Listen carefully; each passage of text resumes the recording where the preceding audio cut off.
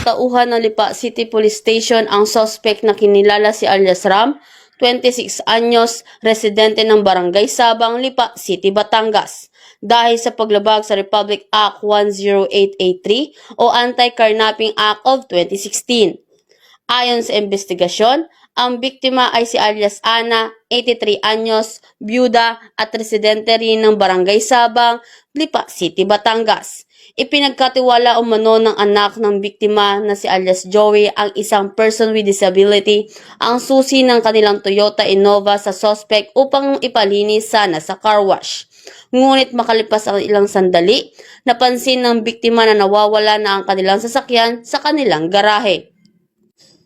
Sa mabilis na aksyon ng pulisya, naaresto si alias Ram at nabawi ang ninakaw na sasakyan sa Barangay 7, Lipa City, Batangas.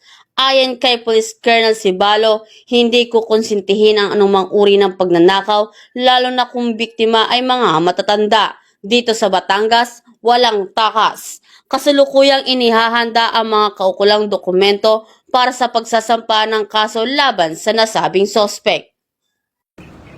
Mula dito sa Calabarzon, ako ang inyong Police News Network Correspondent, Patrolwoman Jessica Chris S. Obrero, alagad ng batas, tagataguyod ng Balitang Pulis.